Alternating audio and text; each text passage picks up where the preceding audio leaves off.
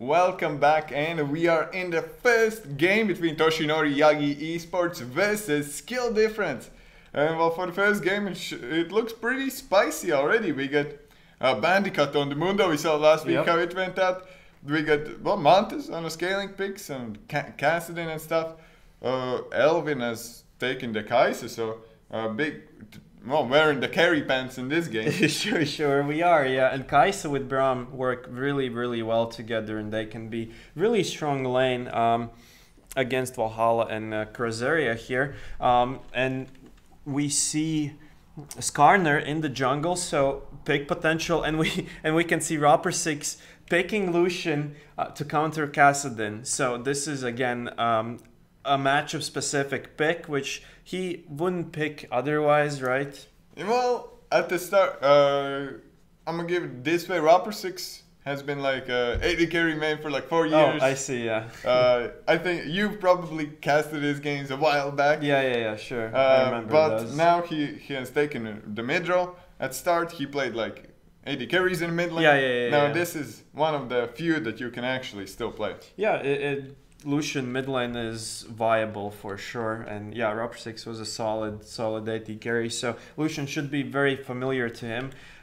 Standard start, we can see that skill differences, jungler starting red buff. Actually, both junglers are starting red. Both junglers starting red buff, and that means that Valhalla and Krazeria will be able to push in. Yeah, level 1. They'll get that level 2 advantage a bit quicker, which again, paired with Varus and Lulu, they should be able to bully out enemies of the lane. Although Krazeria, as we can see, took a bit of a harass early on. And mid lane, we should expect that Lucian, again, as a counter pick to Kassadin, should come on top. Very nice play by Rapper6. As soon as getting level 2, going for that harass on Kassadin, not letting him go and get those CS and just try to push him under the turret here. Well, look at that, Sundaris with a favorable mark on the Kindred. Yeah. So that's going to play into this game quite a lot. Might even go for Dios on this one. Yeah. Dios has no vision here. But Watson there goes into the enemy lines. Can he get anything there? I don't know, probably not. Yeah, he's just going for this camp steal, which again will deny Skarner some experience and gold potentially if he wants to go for this Gromp in the future again. And wasting time, this is also an important thing when you take enemy jungle camp without them knowing that you actually took it. So they'll waste their time going in that direction. They have to look for plays afterwards. And now if Tsunderis plays it out correctly, he knows when the top Krogs are responding. And Krogs are giving a lot of the XP. But now Rapper6 might be a little bit too deep. Used his flash already now. He should be dead to rights. Tsunderis gets the first blood and Rapper6. He thought he could get Montes, both of them used flash, but now Montes will have a free back after this, and yeah, not looking great for the Lucian in mid lane. Yeah, very nice play by Tsunderis with the red buff apply on the enemy to slow him down. Managed to chase him down again with the flash advantage there. And kind of a different early game for Toshinori Nagi, right? So they are actually ahead in kills, in gold. I don't know for how long though, but yeah, they're ahead. I think there's a spectator bug where it shows that skill difference have 2 dragons. That's kind of impossible at this stage of the game, so let's just discard that. It's a spectator bug, so But I guess that means that they are going to get those 2 dragons. Maybe, yeah, maybe. Who knows? Spectator is like I don't know. You go into a tent in Harry Potter's universe. You do not know what's going to happen there. Same here. You open a game. It could be Drake from like a completely different game. Yeah, for sure. These things. League client works in mysterious ways. Oh yeah, as they say. Yeah, fairy magic. So yeah, Mundo versus Gnar. Interesting matchup, but Tsunderis and Basilisk here. Not Basilisk, but Big Mac actually. Yeah, Big Mac. And well, what do we have here? Valhalla and Krazeria pushing in bot lane now.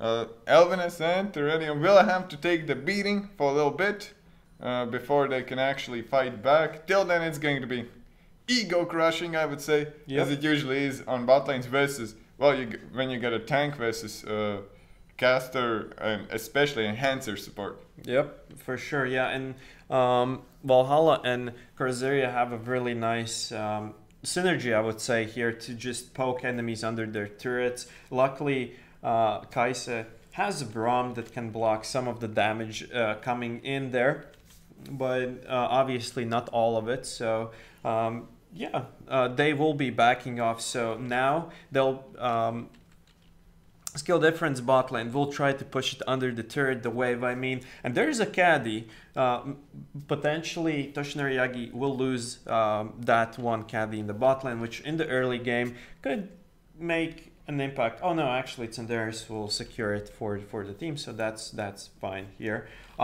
So in the mid lane, if we look at the mid lane, there's one level difference between Rapper 6 and Montes there, where Rapper 6 got the level 6 first, and he's very effective until Kassadin gets that level 6 and starts to riffle walk onto him or roam around. So this is a very important moment. Well, now we can see that Montes got that level 6 and now his life becomes much more easier against this Lucian. So Rapper 6 has a CS advantage, but not by a lot. So yeah, was it worth picking Lucian specifically? Maybe, but we'll see how it turns out. Lucian is Rapper 6 is losing every trade because he takes a turret shot. Oh yeah, if he can just make a little adaptation and not take a turret shot, maybe we could see some progress here. Now Montes, after teleporting, he still doesn't have a tier or the catalyst. He opted in for he has Dark Silk, Corrupting Potion, 2 cloth mails,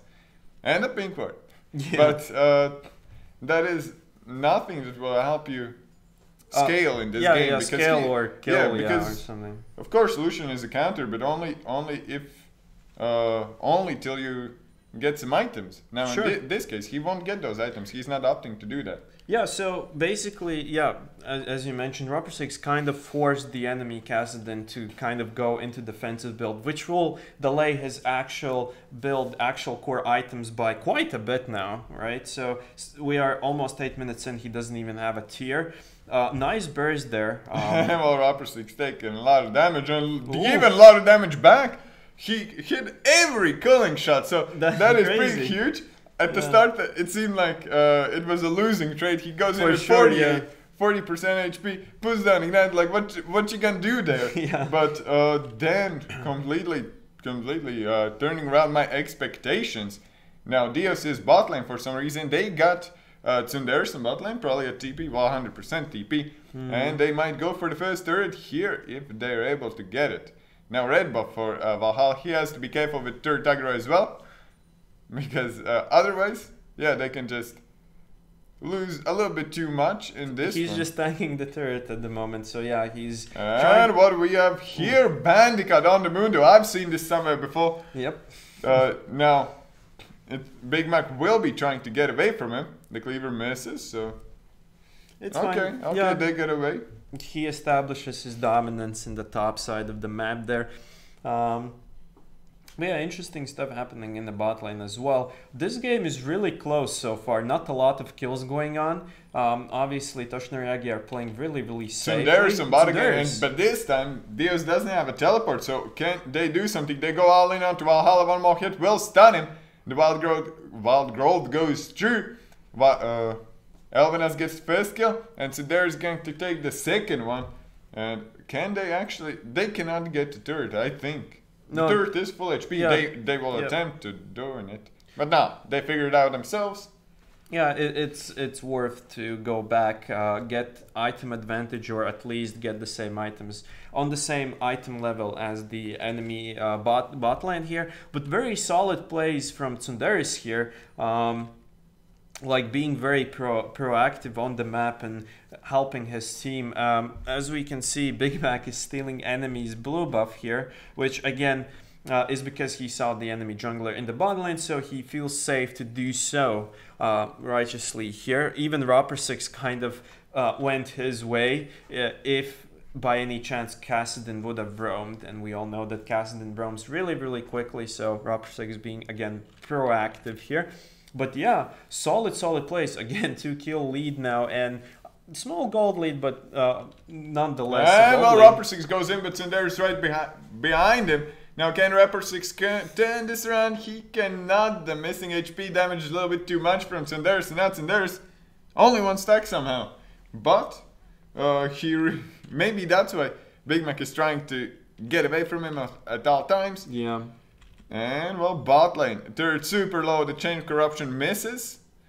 And now they have to be careful because Mantis is going bot lane and so is Tsundere's. Yeah, there's gonna be a party in the bot lane soon. They have wards though. They have wards, and I think some of the wards might have spotted them coming bot side, so they kind of retreated for a bit on their side of the map. But again, bottom lane turret, Toshinori Yagi's bottom lane turret is really low in health, so at any point, if it is left uncontested, it may go down. And now Tsundere's is kind of tied to being bot lane. Now, Big Mac with the Predator goes in. Can he get something? He is trying to go for the Kai'Sa, and he gets scared. Now, Kai'Sa used the ultimate. Killer Instinct will give her a little bit of shield, and a lot of damage goes onto Valhalla. One hit would kill him, but well, it seemed like Elvinus did not want to go for that. Yeah, Elvinus and Tyrania kited them really, really well, and Tsundere's in the tribe rush, Rapperswijk on the bottom side. So this is a big mashup, and they're not expecting it. Tsundere's and Rapperswijk are coming. Now Rapperswijk, can you get something? Oh, big Kindred ultimate! Everyone's in there. So that's a huge party. Who's going to fall first? Kai'Sa, one more hit. Rapperswijk will fall to the turret again. And now Tsundere's is the last man standing. Kassadin from the side, Mantis for the resets. He might clean up the party here. He Big gets Mac one. will survive, but so much stuff happening there. What was that? Tsundere's, Elvinus and Tyranium fell down from Toshinori Yagi. And yeah, the same stuff from skill difference. Sure, yeah. The jungle and bot fell from both sides, but they did get the tier 1 on bot lane and the first tier blood. I didn't see who claimed the gold, but right now Varus super strong, finishes Blade of Drinking, has a couple of daggers, boots as well.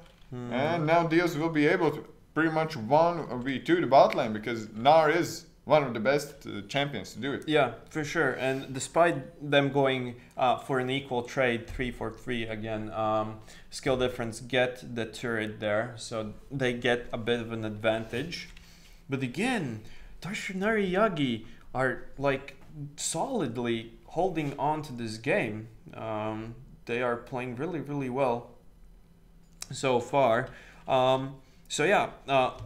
Because the bottom line turret is down, it might open up some possibilities for skill difference to take the Drake, the first Drake in the game, despite the League of Legends overlay saying that they already have 2. Now they don't have any yet. So this might be their next objective, and they can always switch the focus to other lanes and try to contest their first tier turrets. Now Bandicam is still hovering around top lane, so it could be a big party there. Dios will have his ultimate pretty soon. Well, his teleport pretty soon.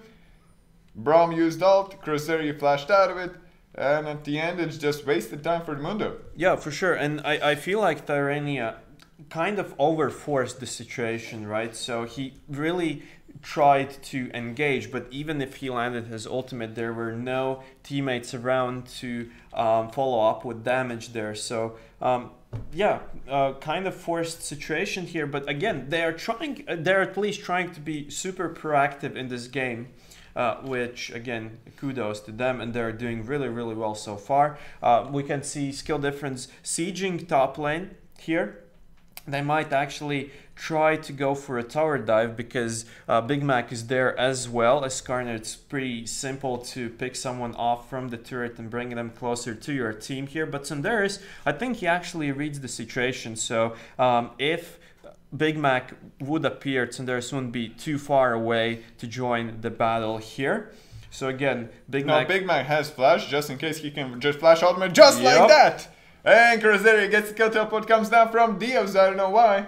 Oh, that's because teleport from Bandicam on the bot. Now Dios went through with it, Bandicoot cancelled it, but now that means they can get to tier 2 and the Rift Herald. Yeah, for sure. There was no point for Dios staying in the bot lane and kind of trying to poke at Mundo if he can contribute to his team and help them take tier 2 turret instead. So nicely played there. And yeah, there's nothing that Toshinori Yagi can do at this point to save this turret, and it goes down eventually. So Rift Herald is another objective that they could take while retreating, because Dios is with them. So again, it would be a nice opportunity, but they opt to not to just yet. And Montes is doing kind of okay in terms of experience here, and CSing quite well as well. Yeah, and finally got that Rod of Ages, Yep. so he starts scaling. But no tier though, so he's not going for a tier. Well, usually well, I think that as far as I've seen, you either go raw or you go tier. Okay. Most of the players, well, go for tier because that is easier to play, you get more HP. Mm-hmm. I've seen a lot of players just go for the tier and then into straight damage, you're like a glass cannon carry. But Yeah. you can just roll over the enemies, and you do not waste the money on the tank stats. Now Sure, blue, of course. Mhm. yeah, the tier 1 falls. Let's see what else can they get. Yeah, and if he went for Catalyst and tier, it would put his It build is too behind. slow. Yeah, it's too slow. It's just too slow. You're right. Especially with the Seeker's Arm Guard as the first buy. So yeah, now it's time for Rift Herald for skill difference. They quite quickly accumulated 4 turrets for themselves, so that's going very nicely for them. Now the Rift Herald will actually help them to push that second tier turrets much easier, I would say. And after that objective, maybe they'll go for a Drake or just a recall. But yeah, Gunnar just split pushing in the bottom lane. Not much that Mundo can do against them just yet. And Well, Bandicoot again went for the what is it, Quiller's Cowl or something like that? Yeah, something like that. Yeah. Which gives you movement speed when Yep. near turrets. That is great. And we saw last week how much he can escape and actually bait Yep. the enemy teams in while just running around. He's the fastest Mundo I've seen. Yeah, For fastest sure. Mundo for sure. And yeah, the second was it the first? Yeah, the first Drake came down. It was Mountain Drake. Now they have only one Mountain Drake, not two. Yep. Yeah. UI kind of a bit sketch right now. And now Bandicoot goes in as Mantis is right around the corner. Now Dios is just going to stun him, push him against the wall, like get away from me. Nicely played by Dios, using the ultimate to just disengage in this Yeah, situation. not even trying to risk it already. Yep. But Rapper 6 is here, so is spotted by the ward and Mundo, obviously. So just maybe delaying the recall now. And well, someone's in trouble, or is it? Big Mac doesn't go through, still has Predator, or does he? No, he does, and not as the items show us. Now what can they do here? They'll get a little bit of damage on the tier 3, or will they? I'm completely wrong about every statement No, so far in last minute. I mean, like they saw all the enemies bot lane, so they thought, hey, we have kind of a big wave. There's a tier 3 turret, like inhib turret, available, so let's push it and see how far we can get. But enemies rotated quite quickly, so they couldn't capitalize on that situation as much as they would like to. But yeah, they're playing very smart, not forcing crazy plays that would actually swing the goal difference to the enemy side. So yeah, they are. Looks like they will go for 1-3-1 split here. Ropersing's splitting top lane, while Gnar is 24/7 sitting in the bot lane against Mundo. And mid lane is being pushed by skill differences bot lane, as they are really good at doing so. With Lulu and Varus, they have a pretty solid wave clear. Yeah, and plus they can poke enemies. Lucian is better on side lane where Yep. he can take those duels, and where they're not too many people because everyone goes mid. Yeah, and look at their vision in this part of the enemy jungle. Like, it's completely visible for them. So Roper 6 will know when someone goes after him for sure. So he... And this is what Toshinori Yagi sees. Yikes. In the team. Yeah, we got a team fight going down. And Valhalla gets the first kill. Tsunderis falls. Yeah, and this is a huge pickup because Tsunderis is one of the strongest members currently on Toshinori Yagi's squad. So it will be so much easier to kind of siege this turret because there's no Kindred ultimate that would prevent damage from going in. And Toshinori Yagi realizes Big it. Mac with a flash, and he does not get the ultimate because Kaiser went into stealth, and a big Gnar ult will get them a kill now. They still want to get to that Kaiser. Roper 6 is diving deep. Big Mac, well, just tanking a lot of damage in the front line. And what a combo by skill difference. Yep, very nicely done by them. Like, simple 1-2 combo, CC kill, under the turret, take turret, force more, get more kills, you know. So again, now they can establish vision around Baron, maybe, and try recall, regroup, and maybe bait enemies towards that area with already established vision. Maybe that will work for them to maybe help them finish the game. But again, 6k gold lead, 6 turrets, Toshinori Yagi have to somehow win a team fight, I believe, to kind of have an opportunity to get those first objectives going on for them. And Tsunderis is building a big wave on top. Now, unfortunately, or fortunately, if you're Valhalla, you're already there. And he is going to... There's like 20 minions or something. Yeah, he will absorb that is quite a lot of gold. 20 minions, that's like, I don't know, almost 500 gold. Just for going top. Yeah, that's more than a kill, you know, so who needs kills if you have minions? Yeah, this is like, if you set up the minion wave properly, they can do everything. They can like, they give gold, they attack turrets. Sure, and that's crazy to think, right? If you set up wave control in that way that you can just go to a lane, 10 seconds of farm, get 20 CS, go to another lane. Again, 20 CS of farm because everything's stacked and you have this extra time where you can do some vision controlling, objective baiting and things like that without losing any CS. That's incredible how these players can manage these things. It's not as easy as it might sound, of course, but well, yeah, again.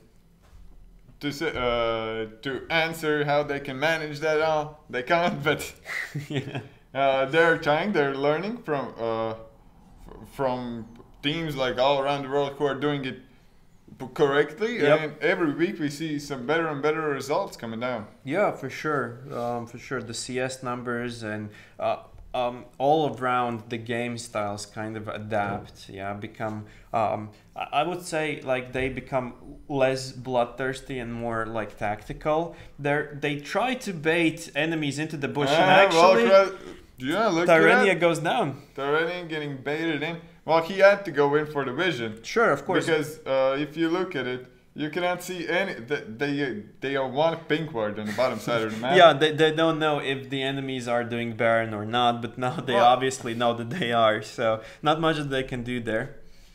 Yeah, and well, that is a little bit concerning if you do not see anything on the map. Sure. Good vision played by skill difference. They denied a lot of it. A lot of vision, cleared a lot of wards. So yeah, and 24 minutes in, we got almost 12k gold lead by.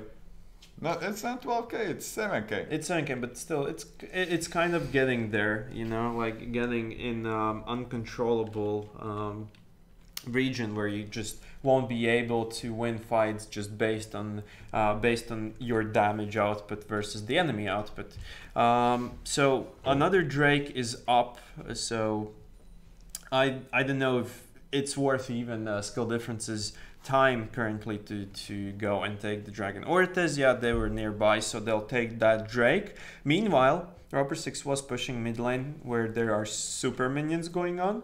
Yeah, well, Mantis just bought tier 24 minutes into the game. Nice. He is ready to scale up. Like, see you in 15 minutes, nerds. Yep.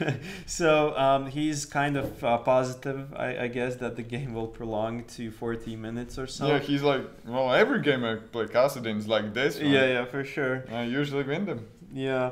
So, yeah, I mean, it's a questionable buy, but then again, it's not that expensive at this point. Maybe he went to base and he didn't have anything better to buy, and he thought, hey, I'm kind of lacking mana in some of these fights, so this will give me a bit more mana. If that can give you one more ultimate, for example, one more ultimate could be huge in the team fight. So, especially in Kassadin, after like the second or third ultimate, the mana really stacks up. For sure, and if I believe Valhalla just missed his ultimate there, not really reaching the enemies, but they're really trying to see. Well, Big Man going in with the flash ultimate. They get the first kill, they get second kill. Now from the side, Elvinus is trying to turn this, but he falls as well. Bandicat and Thireni, only people alive.